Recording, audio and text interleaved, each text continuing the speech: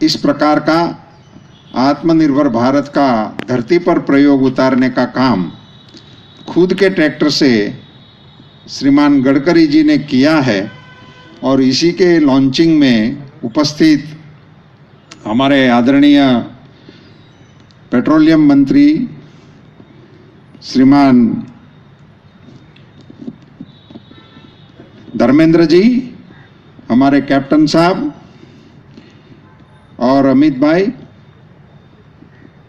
आप सब प्रेस के दोस्तों, भाइयों एवं बहनों, हमारे एमपी भी है। ये बड़े सौभाग्य की बात है कि हमारे विजनरी लीडर गडकरी जी हमेशा ही ऐसे नए नए विचारों और नवाचारों को आगे बढ़ाने के लिए हमें बातें करते हैं, ऐसा नहीं, स्वयं उसमें रुचि लेकर उसको धरती पर उतारने की कोशिश करते हैं। कई पॉलिसियों में बदलाव करने के लिए आग्रह करते हैं और उसी के पीछे उनकी मंशा एक ही होती है कि देश का किसान कैसे सशक्त हो। ये ट्रैक्टर मतलब हमारे देश में मैकेनाइजेशन की शुरुआत हुई और आज भी हम जिसको मैकेनाइजेशन कहते हैं उनमें मतलब कि एग्रीकल्चर का मैकेनाइजेशन भारत में का मतलब ट्रैक्टर है और मशीनें अभी भी भारत में हम अपने एग्रीकल्चर में लगी नहीं है। मैं आपको बताऊं, मैं 1 महीना पहले एक ऐसा मशीन बनाया राजकोट की एक कंपनी ने कॉटन को पिक करने का, और एक सीड कंपनी ने ऐसा सीड बनाया क्योंकि कॉटन में 4-5 पीक आते हैं, तो लेबर इश्यूज इसमें बहुत बड़े हैं। तो ये भी विचार चल रहा था, तो उन्होंने ऐसा सीड बनाया कि उसका एक ही पिकिंग आए और उन्होंने ऐसा मशीन बनाया कि जिसको मशीन से पिक हो जाए। तो ये अभी ऐसी अवस्था में है हमारा एग्रीकल्चर कि वो यहीं से उस दिशा में आगे बढ़ सकता है। उसी में फ्यूल, पेट्रोलियम और उसका इथेनॉल बनाना, और ये भी हमारे वेस्ट से, जो हमारी सबसे बड़ी समस्या है, ये भी वर्तमान में यहाँ पराली की जो दिल्ली के आसपास के चारों राज्यों की सीमाओं में किसान को भी नुकसान कर रही है, पॉल्यूशन को भी नुकसान कर रही है, और उसके लिए चारों राज्य सरकार और भारत सरकार कई रुपयों का खर्च भी कर रही है। फिर भी इसका चाहे इतना ठीक से अंजाम हम नहीं दे रहे हैं। ऐसी टेक्नोलॉजी का यदि धरती पर अवतरण होता है तो दोनों समस्याओं का एक साथ समाधान हो जाए। ऐसी अच्छी इनोवेटिव बात को आज की सलूनी शाम पे आपने अपने ही घर पे इसका लॉन्चिंग किया, हमें इसका साक्ष्य बनने का अवसर दिया। ये पेट्रोल डीजल आयात, मुझे पता है गडकरी जी ने एक हमारे मंत्रियों के छोटे दल की बैठक में बताया था कि हमारा भारत का जो इंपोर्ट है उसमें डीजल, पेट्रोल और एडिबल ऑयल, ये 2-3 चीज़ें ऐसी हैं, इसी पर ही हम सिर्फ नियंत्रण कर सके या इसी के इंपोर्ट को हम कर सके तो देश की ताकत बढ़ाने में, देश की क्षमता बढ़ाने में, देश की समृद्धि बढ़ाने में एक बहुत बड़ा कंट्रीब्यूशन हम कर सकते हैं। उसी दिशा में बहुत ही उज्जवल आशा का किरण आत्मनिर्भर भारत की ओर आगे बढ़ने का एक कदम आज आपने खुद ही इनिशिएटिव करके अपने ही घर पे लिया है। इसके लिए आपको तहे दिल से भारत के किसानों की ओर से, भारत के कृषि विभाग की ओर से तहे दिल से मैं धन्यवाद करता हूं। आदरणीय धर्मेंद्र जी से विनती करता हूं कि ये आप फ्यूल की जो भी पॉलिसियां हैं, इसमें गोबर से बने हुए गैस को और ये बायोमास से बने हुए गैस को आपकी उदारता से इसको समाविष्ट करने का प्रयास कर ही रहे हैं, उसमें आप भी कामयाब हो, ऐसी आपको भी शुभकामना देता हूं। गडकरी जी, मुझे आपने साक्ष्य बनाया, इसके लिए आपका तहे दिल से शुक्रिया। भारत के किसानों की ओर से आपको बहुत बहुत बधाई।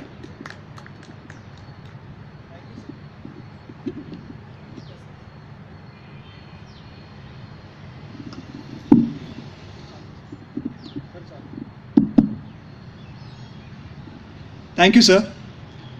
I now request Honorable Minister of State for Road Transport and Highways, Shri General V.K. Singh ji to address us. हमारे सड़क परिवहन और राजमार्ग के बहुत ही यशस्वी मंत्री, हमेशा जो आउट ऑफ बॉक्स थिंकिंग रखते हैं, नितिन गडकरी जी, इस मामले में अलग अलग तरह की चीज़ों से जो देश को आत्मनिर्भर बनाने का कार्य कर रहे हैं हमारे पेट्रोलियम मंत्री धर्मेंद्र प्रधान जी, कृषि विभाग देख रहे पुरुषोत्तम रूपाला जी, यहाँ पर बैठे रॉमेट के सभी जो कि इस प्रयोग के अंदर और सफल प्रयोग के अंदर शामिल हुए, और यहाँ पर आए हमारे सांसद तथा अन्य पत्रकार बंधु, आप सबको नमस्कार। आज एक बहुत ही अच्छी चीज़ आपके सामने गडकरी जी ने दिखाई है, जो कि उनकी विजन और उनके प्रयोगशाला के अंदर जिसकी शुरुआत हुई, और मैं तो इसका साक्षी हूँ कि जब भी उनके साथ बैठते हैं तो कोई ना कोई नई चीज़ वो ज़रूर बताते हैं, जिससे देश का भी काम हो, जिससे आत्मनिर्भरता के अंदर सामान्य मानवी का फायदा हो, पर्यावरण का फायदा हो और देश की बचत हो। बहुत सारी चीज़ें हैं, चाहे सड़क बनाने का कार्य हो, चाहे ग्रीन हाईवेज का काम हो, चाहे अब जिस तरीके से उन्होंने बायोगैस और बायोमास को किस तरह वेस्ट टू वेल्थ के अंदर कन्वर्ट करना है, एक बहुत बड़ी चीज़ है। और अगर इस चीज़ के ऊपर सब हमारे किसान बंधु चल पड़ेंगे तो जिस आमदनी की उनकी अपेक्षा है शायद उससे ज़्यादा कमाएंगे, और उससे सबका भला होगा, पर्यावरण भी अच्छा होगा। मैं नितिन जी को इस चीज़ के लिए बहुत बहुत धन्यवाद भी देता हूं, और आशा करता हूं कि आप इसी तरह हम सबका मार्गदर्शन करते रहेंगे ताकि हम और आगे बढ़ सकें। बहुत बहुत धन्यवाद। जय Hind. Thank you, sir. I now request Honorable Union Minister for Petroleum and Natural Gas, Shri Dharmendra Pradhan ji, to please address us.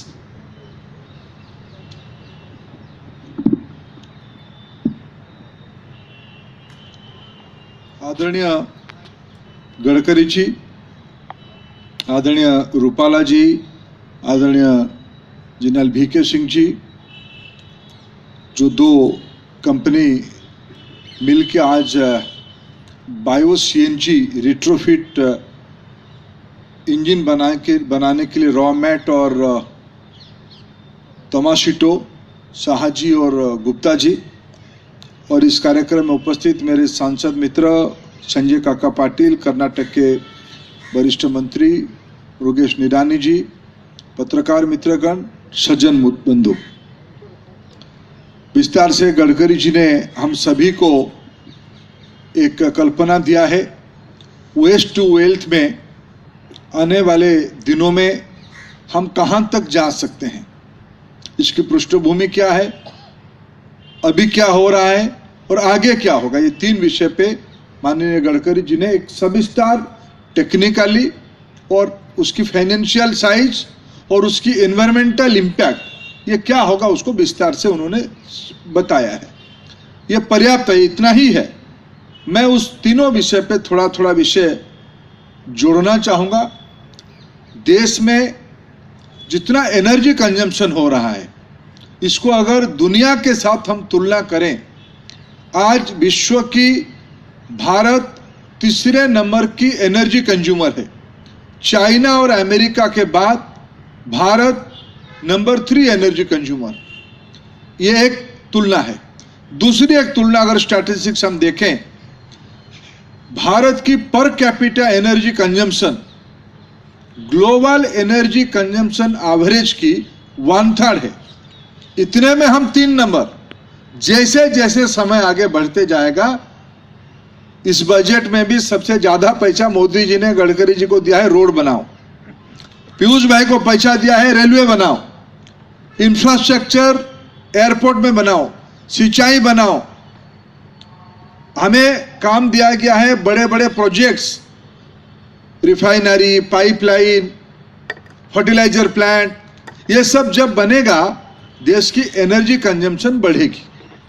इन दिनों में देश में 70% घरों में बिजली पहुंची है, एलपीजी पहुंची है। अभी तो हम लोग इस बजट को मिला के मैं कहूं 400 जिले में पाइप नेचुरल गैस की कनेक्शन हम कर रहे हैं काम। इस बजट में कहा गया है कि और 100 जिला में जोड़ दो।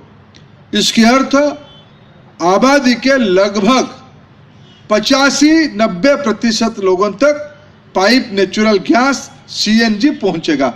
यह सब काम जब होगा एनर्जी कंजम्पशन बढ़ेगा और विश्व की सारे रिपोर्ट्स, इंटरनेशनल एनर्जी अथॉरिटी की रिपोर्ट हो, आईईए की हो, बीपी ग्लोबल की रिपोर्ट हो, एसएनपी की रिपोर्ट हो, ब्लूमबर्ग की हो या ओपेक की हो, सारे लोगों की एक अनुमान है आने वाले 10 साल के बाद विश्व की नंबर 1 एनर्जी कंज्यूमर भारत बनेगा। अगर यह स्थिति है, और प्रधानमंत्री जी ने 2015 में COP21 में यह कह के आए हैं कि हम यद्यपि प्रदूषणकारी देश नहीं है, हमारे कारण प्रदूषण बढ़ा नहीं है, ग्लोबल वार्मिंग हमारे कारण नहीं हो रहा है, फिर भी एक जिम्मेवार नागरिक के नाते हम अपना एनर्जी ऐसे बनाएंगे, हीट ट्रीटमेंट ऐसे करेंगे कि हमारी कार्बन एमिशन घटेगा। नेट जीरो की ओर हम प्लानिंग बना रहे हैं। इसकी सबसे बड़ा उपक्रम है रिन्यूएबल एनर्जी और उसमें बायो एनर्जी। सोलर एनर्जी में भारत बड़ा पावर बन चुका है। बायो फ्यूल्स में जैसे अभी नितिन जी ने कहा,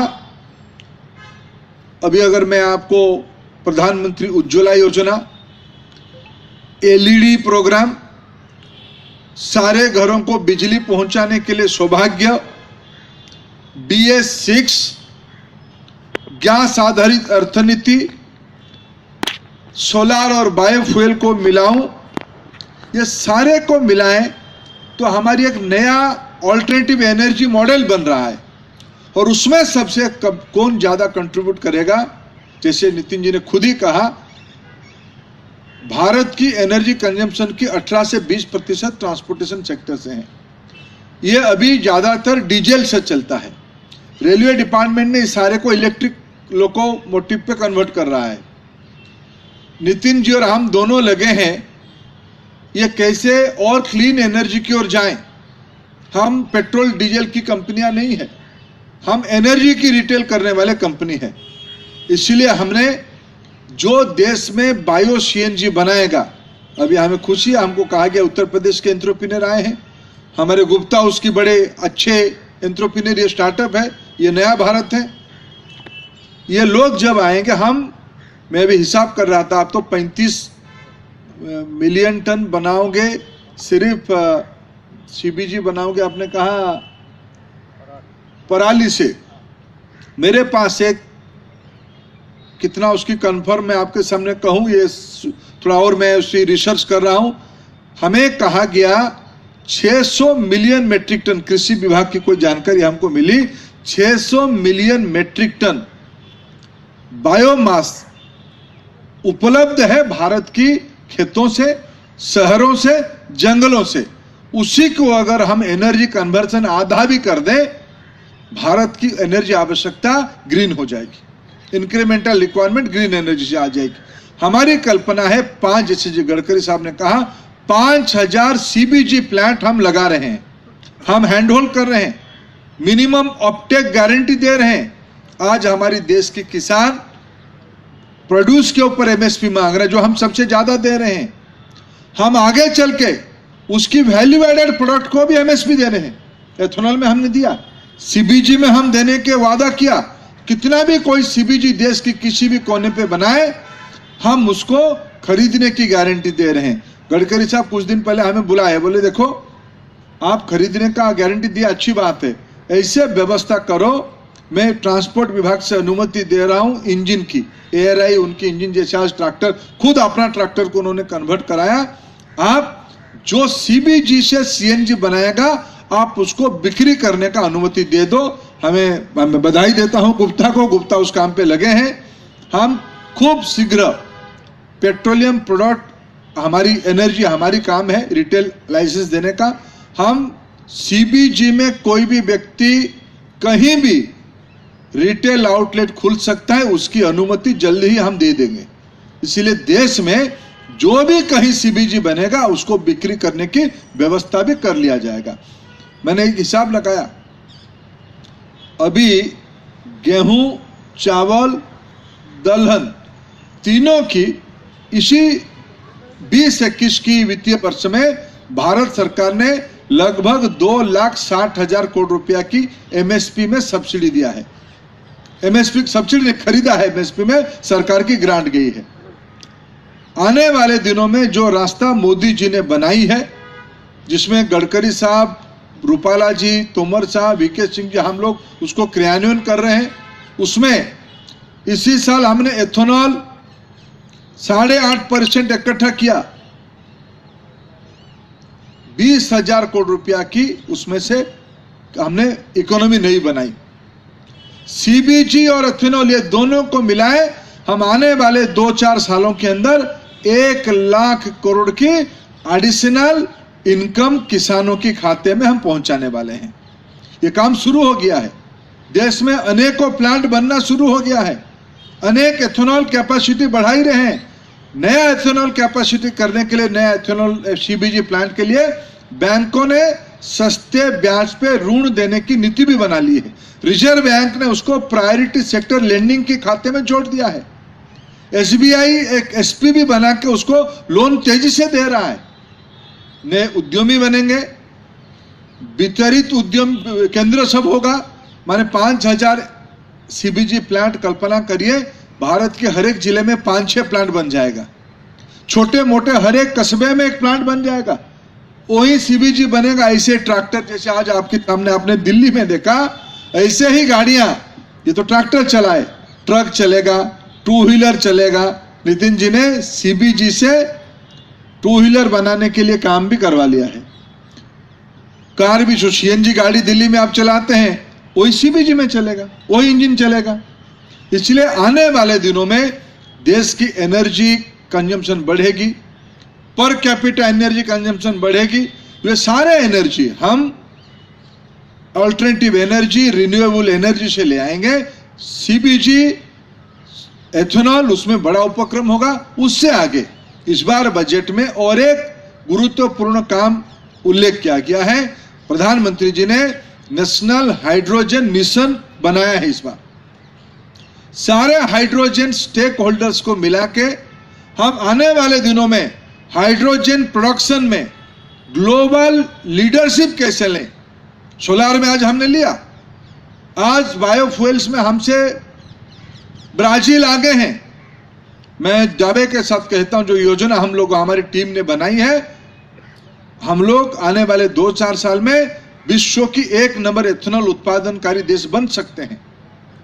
इसीलिए मित्रों, इसी में किसानों की आमदनी दुगनी होगी, नए रोजगार सृजन होगा, गांव की अर्थनीति बदलेगी, कचरा साफ होगा, स्वास्थ्य की फायदा होगा, पर्यावरण की फायदा होगा, अर्थनैतिक सशक्तिकरण होगा और कुल मिला के एक नई एम्पावरमेंट होगा। उसमें गरीब, महिला, गांव आधार पर रहेगा। ऐसे ही आज एक अच्छा दिन है।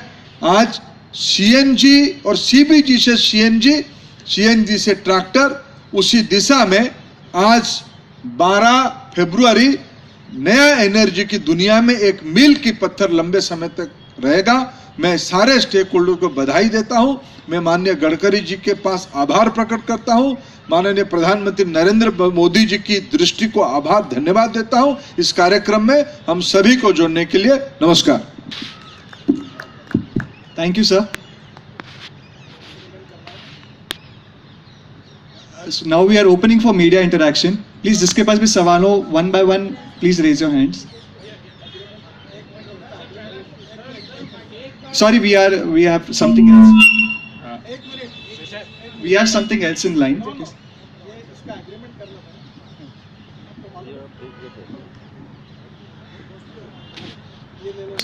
Vijay Nirani of Nirani Sugars to please come on the stage. So today we are also signing an agreement with them. They are installing one CBG unit in Karnataka. So they are converting 500 tractors into CNG. And so this is also an implementation program for us. So I would request you to come.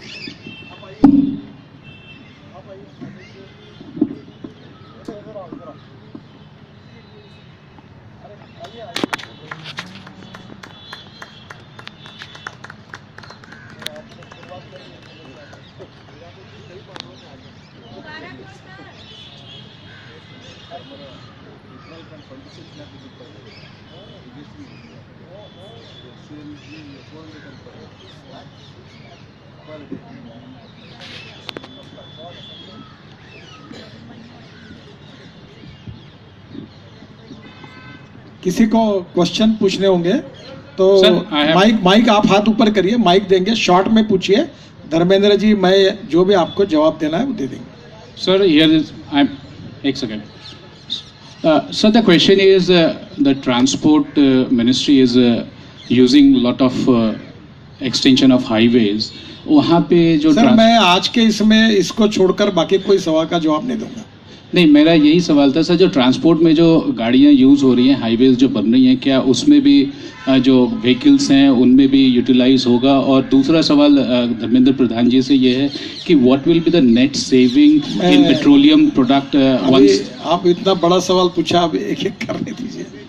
देखिए,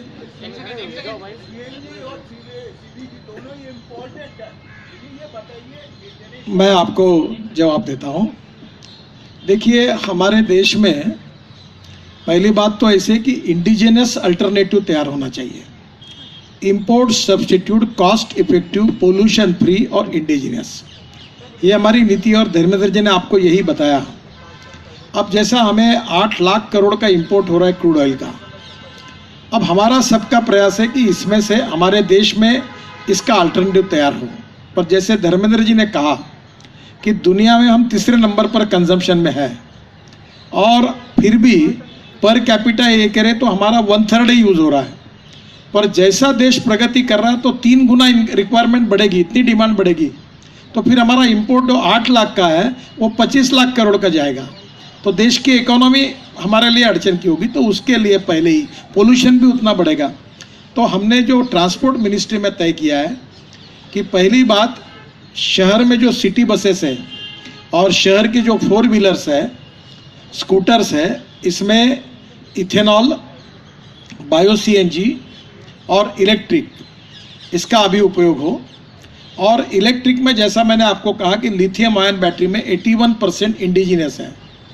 अब कल हमने meeting करके तय किया कि ये 81 को और जो है हम कैसे करें। जैसे मैंने आपको कहा, ये कंप्यूटर वेस्ट है ना, कंप्यूटर वेस्ट, इससे लिथियम निकलता है। तो हमने ये देश में तय किया कि हमारे देश के में हमारी माइनिंग कॉरपोरेशन वर्ल्ड में, जैसे चाइना ने 51% लिथियम स्टॉक अपने आप में ले लिया है, तो हम भी कोशिश करें कि हम भी एक्वाइड के, जैसे धर्मेंद्र जी हाइड्रोकार्बन में दुनिया में अनेक जगह पर वो खुद ONGC जो है विदेश, वो कंट्रोल कर रही, तो वैसा करे। ऐसा सुझाव हमने PM साहब के, जो राघवन साहब थे जो एडवाइज़र साइंटिफिक, उनके सामने रखा है। तो दूसरी बात ऐसी है कि इसमें इलेक्ट्रिक, इथेनॉल के लिए ऑलरेडी धर्मेंद्र जी ने बताया कि 20,000 करोड़ की इकोनॉमी है। अब मैंने उनको रिक्वेस्ट की है कि इथेनॉल 13% तक आसानी से हो सकता है एज पर इंडियन रिपोर्ट, और ब्राज़ील के हिसाब से 22% हो सकता है ऐसी स्थिति में पेट्रोल में। और ARAI ने अभी डीजल में 10% डालने के बारे में रिकमेंड किया है। वो उनकी मिनिस्ट्री जांच करेगी, और वो अगर होगा तो इथेनॉल की और इकोनॉमी जो है, अभी वो 190 करोड़ लीटर लेते थे, अभी इस साल शायद 450 करोड़ लीटर जाएंगे, 325, और 450 करोड़ तक जाएंगे। और ये अगर 22% तक जाएगा तो कम से कम ये 1600 करोड़ लीटर जो है, इसमें 2 प्रकार का है। तो ये इथेनॉल जो है, ये अभी राइस से इथेनॉल बनाने की अनुमति मिली है, कौन से मिली है, कई विषय बहुत टेक्निकल और बड़ा है। तो इथेनॉल को धर्मेंद्र जी ने प्रमोट किया है।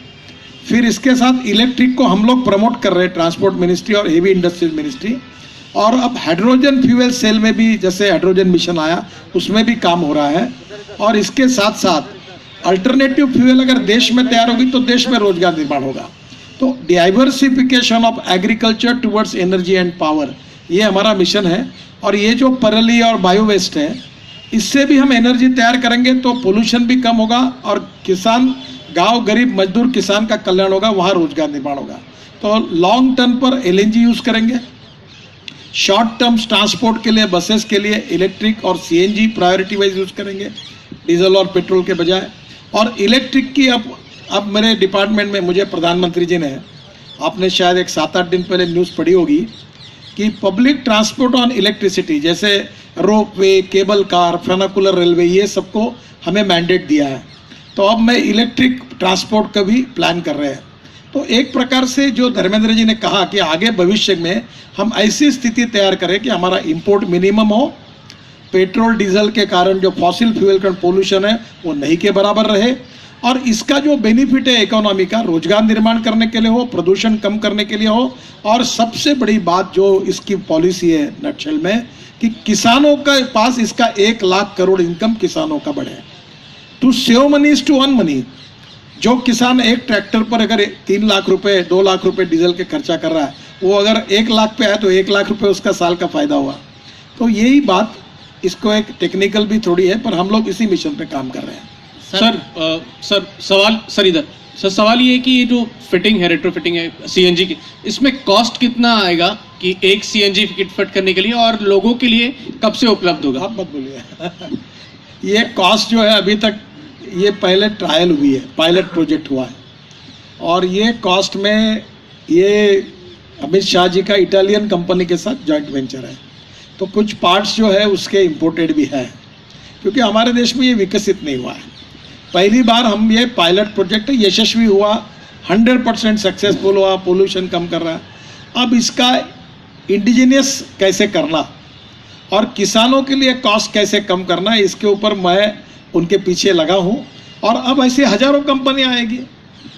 और जैसे दिल्ली में एक समय सीएनजी की किट इंपोर्ट होती थी, आपको पता है, अब दिल्ली में सीएनजी की किट सस्ते में मिलने लगी ऑटो रिक्शा की और इसकी। तो ये शुरुआत है, तो इसको कम से कम पैसे में करने के लिए अभी कॉस्ट के बारे में बता नहीं पाऊंगा, पर इतना बताऊंगा कि जो भी कॉस्ट लगेगी वो साल के अंदर निकल जाएगी। सर, साल 1.5 साल के अंदर निकल जाएगी। Sir, I have 2 small questions. Right side, sir this side. हाँ सर, एक सवाल आपके लिए है कि our ministry, road transport ministry has been coming out with a lot of norms, not just bio CNG, on thousands of things, but those are simply have remained as rules and regulations. उसका implementation हम इतना ज़्यादा नहीं देखते हैं, but that's a good thing that enabling provision has been done. Second question मेरा Dharmendra sir से है, you are from the petroleum ministry, people say that you are actually after that petrol sales should go up. How do you look at in this position as a petroleum minister talking about alternative? एक केवल छोटी सी बात बता दूं, मैंने अपने ministry में European standards जो इमिशन के हैं और इसके हैं लगभग इतने फास्ट स्वीकार किए हैं कि अब इलेक्ट्रिक का ये जो ट्रैक्टर है इसके भी स्टैंडर्ड्स पक्के कर दिए। इसकी कानूनी प्रक्रिया बहुत जटिल है, पर मैं आपको बताता हूँ कि मैंने बायो सीएनजी, इलेक्ट्रिक ट्रैक्टर के भी नियम बना दिए मैंने। अभी इसके बाद इलेक्ट्रिक ट्रैक्टर भी कोई बना रहा है हिंदुस्तान में, तो वो भी लॉन्च करेंगे, तो उनके भी स्टैंडर्ड्स पक्के कर दिए हैं। तो आप चिंता मत करिए, फ्यूचर को देखते हुए हमारी मिनिस्ट्री सब प्रकार के स्टैंडर्ड्स समय के पहले सब निकाल देंगे, जिसमें कोई अड़चन नहीं आएगी। सर एक मिनट दीपक, एक तो ये बात आपकी सही एनालिसिस नहीं है कि सिर्फ रूल्स बनते हैं। अभी हम दोनों ने 20,000 करोड़ रुपया की एथेनॉल खरीदने का नीति बनाया, मैंने ऑप्टेक गारंटी दिया, वो भी रूल्स बनाया, खरीदा भी। इसलिए आप ये कहना उचित नहीं है कि सिर्फ रूल्स बनते हैं। 20,000 करोड़ रुपया की आपने किसी ने पूछा कि क्या ये इंपोर्ट रिडक्शन करेगा, इंपोर्ट रिडक्शन किया। अगर 1 लाख करोड़ की आगे चल के बायो सीएनजी और बायो एथेनॉल बन जाएगी तो सीधा सीधा हमारी इतना ही क्रूड ऑयल घट जाएगा। ये पॉलिसी रिफ्लेक्शन हुआ एक। दूसरा रहा पेट्रोल की प्रोडक्ट का क्या होगा, आप चिंता मत करो। हम, मेरे प्रधानमंत्री ग्लोबल फोरम पे कमिट करके आए हैं, मैं कार्बन एमिशन घटाऊंगा। हमारी कंपनियों की मिशन ये बन चुका है, हम एनर्जी कंपनी है। पेट्रोल डीजल को हम केमिकल में बदल लेंगे, पेट्रोकेमिकल में बदल लेंगे। पेट्रोकेमिकल इंडस्ट्री 14% ग्रोथ कर रहा है, हम उसी में काम करेंगे, उसमें कोई इशू नहीं है। हमारी कमिटमेंट है देश को क्लीन फ्यूल देना। आपको बताता हूँ सर, इथेनॉल से एविएशन फ्यूल भी बन गया है। और अभी कल मेरे यहाँ 2-4 अगले सप्ताह में मीटिंग है कि हवाई जहाज में किसानों ने तैयार किए हुए इथेनॉल से एविएशन फ्यूल का रूल्स एंड रेगुलेशन के लिए क्या करना। तो जैसे धर्मेंद्र जी ने कहा, हम भविष्य में bio energy, bio fuel towards agriculture, और टेक्निकली उसको प्रूवन करना पड़ेगा। इसके स्टैंडर्ड्स बहुत, वर्ल्ड स्टैंडर्ड बहुत स्ट्रिक्ट है। तो ये धीरे धीरे इस दिशा में सरकार प्रयास कर रही है। और अब ये भी आज हुआ, ये इतना आसान नहीं है। एक ट्रैक्टर को कन्वर्ट करना और उसको सीएनजी पे लाने में कितनी मेहनत लगती है, ये मैं बोल नहीं पाऊंगा आपको, बहुत कठिन है ये। एक कितने डिपार्टमेंट से परमिशन ली, कितने दिन टेस्टिंग किए, कितने रिपोर्ट्स मिले, तब वो सर्टिफिकेट मिला है। सर एक सवाल इधर था। हाँ जी सर, आपने कहा ये एक सक्सेसफुल पायलट प्रोजेक्ट रहा है, लेकिन क्या अनुमान है आपका कि देश के किसान कब तक अपना जो ट्रैक्टर है वो डीजल से सीएनजी में कन्वर्ट करा पाएंगे? देखिए, पहली बात तो ऐसी है कि पूरा पश्चिमी उत्तर प्रदेश, हरियाणा, पंजाब पराली जल रही है। दिल्ली पोल्यूशन में किसके कारण कितनी तकलीफ हो रही है।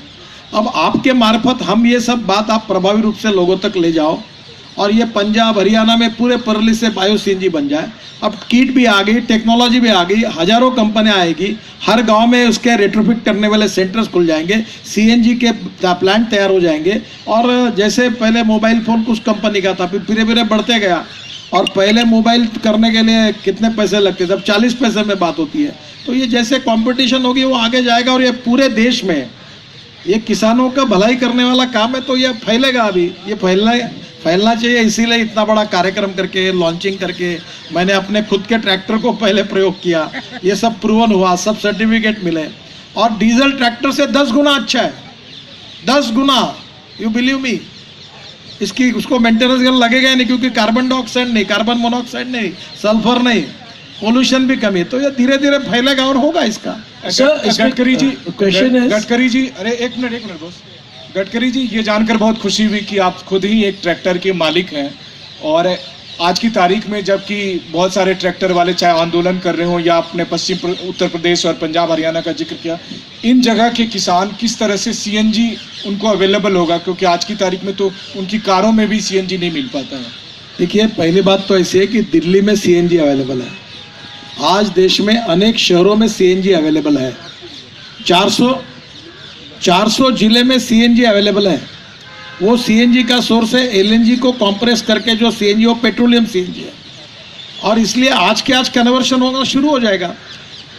हमारा जो सपना है कि ये एलएनजी को कंप्रेस करके जो पेट्रोलियम सीएनजी बनता है, इसके बजाय ये कॉटन स्ट्रॉ, विच स्ट्रॉ, राइस स्ट्रॉ, बगास और सॉलिड वेस्ट और लिक्विड वेस्ट से मिथेन निकालकर CO2 अलग करके बायो सीएनजी तैयार करना और बायो सीएनजी पर इसको कन्वर्ट करना। तो ये दोनों भी प्रक्रिया चालू है। सीएनजी अवेलेबल है, तुरंत कन्वर्शन चालू हो जाएगा। सर इसमें अभी जैसे लखनऊ में सीएनजी अवेलेबल है ना, तो लखनऊ के ट्रैक्टर तो तुरंत कल से शुरू हो सकते हैं कन्वर्ट। अभी इसके स्टैंडर्ड्स तय हो गए, परमिशन मिल गई। उत्तर प्रदेश में अनेक जिलों में, इंदौर में सीएनजी है, वहाँ तुरंत कन्वर्शन चालू हो सकता है, कोई अड़चन नहीं। पश्चिमी उत्तर प्रदेश में सीएनजी है, तुरंत वहाँ चालू हो सकता है। सर कन्वर्शन आप लोग कर रहे हैं, व्हाट इज द जो ओरिजिनल मैन्युफैक्चरर्स हैं उनको आप लोग डायरेक्शन नहीं दे रहे हैं कि वो ट्रैक्टर्स जो नए ट्रैक्टर बन रहे हैं, why don't you like CNG वो लोग नहीं बनाएंगे? देखिए, ट्रैक्टर सीएनजी पर बनाने के लिए आज कोई भी कंपनी बना सकती है। हमारे देश की एक कंपनी मेरे पास आई है, उन्होंने इलेक्ट्रिक ट्रैक्टर बनाया है, वो लिथियम आयन बैटरी पर है। हम सबको इनकरेज करें, जो जो इंडिजिनस टेक्नोलॉजी है, जो जो भारतीय बायोफ्यूल पर चलेगी, उन सबको हम इनकरेज कर रहे हैं। और जिनके पुराने ट्रैक्टर है 10 साल 12 साल खराब हो गए, मेंटेनेंस करते करते थक जाते हैं, वो उसको रेट्रोफिट कर लें, तो एकदम नया जैसा ही बन गया ये। और उनको पोल्यूशन भी नहीं, एवरेज भी अच्छा मिलेगा। तो सबके लिए सब ऑप्शन ओपन है। सर एक क्वेश्चन था, आप अभी जो है green tax and vehicle scrapping की पॉलिसी भी चल रही है। इन दैट कॉन्टेक्स्ट जब एक पुराना ट्रैक्टर कन्वर्ट होता है सीएनजी को, तो क्या ऐसे पुराने ट्रैक्टर्स जो सीएनजी को कन्वर्ट होते हैं उनको उस पर्सपेक्टिव से भी बेनिफिट मिलेगा? जो सीएनजी पर रेट्रोफिट करेंगे नेचुरली उनको मिलेगा। जो डीजल की बस का लाइफ 10 साल होता है, अगर वो सीएनजी पे कन्वर्ट करके तो लाइफ बढ़ता है, तो निश्चित रूप से इसका फ़ायदा होगा, क्योंकि वो पोल्यूशन के स्टैंडर्ड जो होते हैं एकदम डीजल की तुलना में ये एकदम निग्लिजिबल हो जाता है। और वो अगर हर साल 15 साल के बाद फिटनेस के टेस्ट देनी पड़ती है, तो नेचुरली ये तो एकदम पास है, मेरिट में पास होंगे, इतने अच्छे इसके इमिशन स्टैंडर्ड्स हैं। गडकरी जी, इधर ब्रह्म प्रकाश जी न्यूज़ से मेरा सवाल ये है कि देश का जो छोटा किसान है जिसको अभी भी ट्रैक्टर खरीदना सपना है, तो क्या सरकार कोई इस पर सब्सिडी वगैरह भी कुछ रखेगी आगे के लिए छोटा किसान खरीद सके? ये हमारा विषय नहीं है, ये बाकी विभागों का है, आपकी बात पहुंचाएंगे उनके पास। मुझे लगता है शायद आपके क्वेश्चन पूरे हुए।